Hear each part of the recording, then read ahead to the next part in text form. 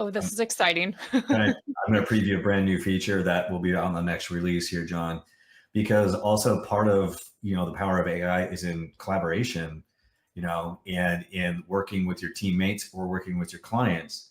So you're going to be able to collaborate on boards, buddy, in real time. See if Danielle can get logged in here. But so you can invite your team across the country, across the nation, and you can see Danielle in here, right? No way. Yeah. Okay. So, and you're one of the first to actually see this. So let's say I have a file where, let's say that Danielle is now my client, and we got a new offer on a property. I can say, hey, let's talk about this offer. Here's the offer. She can put up some information on here. We can dive into the internet. We can find out like what's actually happening to create a counter offer together, and collaborate in real time. We're also going to have a Zoom integration, so we'll record the whole transcript of our meeting that we had on the board, and I'll load it to the board so we always know what we talked about. So this, buddy, I'm telling you, Eric, I could have used this 2 hours ago, meeting with the team, laying out the presentation and the slide deck, educating them on how you set up, the heart, the head, the call to action, the heart, going through, recording this whole thing. They got to go back to watch the Zoom. They have to go do this over here. We could have collaborated right here in real time and could have been done. Yeah. Thanks, Eric. Yeah. And we're all human in the loop is what we say consistently too, right? It's leveraging AI, but keeping human in the loop and being collaborative. So I think it's really important to point out too, that with Huzi, we are an empowerment company. So with that, there is a community where you can hear use cases of others. Because John, just you sharing what you use to prep for your presentation, and Dave's use case, all of that, that's super inspiring. And all of a sudden my mind expands and I'm thinking of all these other things I can do. Yeah. So there's community there. And then they also, all your members have access to Huzi Learn, which is a library of videos of use cases. In fact, we just finished a whole 8-week series on mastering AI in your business.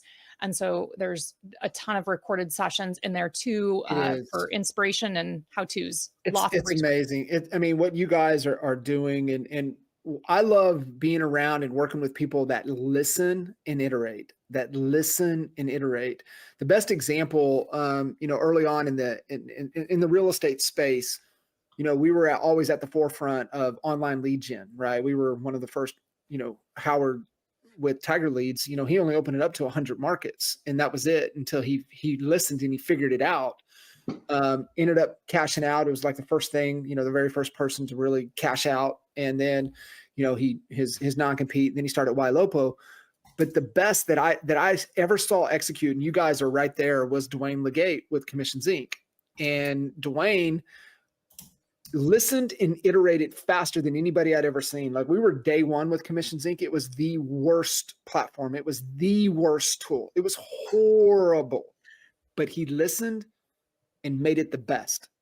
And nobody's ever been able to cash out like he did, and it goes back to his leadership of listening and iterating to really what the user wants. And you guys are doing that. I love that. I'm just doing some fun while you were talking, because you know what's funny here, Joel, this is another thing that you shared in Sarasota when he was at VRX Media. So he was COO at VRX Media before he went over to Sphere Rocket. VRX Media got acquired by Zillow a couple years ago.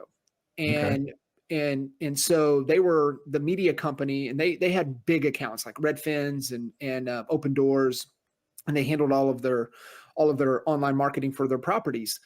They used to charge $20 to change the lighting on the outside. It was dark, they made it light, or if it was light, they made it dark. They would charge $20 a photo. And like literally you did it just in a click of a button. Yeah. It was just wild. Yeah. That's the sort of disruptive nature that happens when you look at software as a generative thing instead of a static tool. So I'm looking at this as I want our users to be able to generate kind of what they need, how they need it, when they need it. And that's the difference between Satori being this interactive AI powered work canvas from the ground up, instead of a piece of software that people have sprinkled AI on top of. Yeah.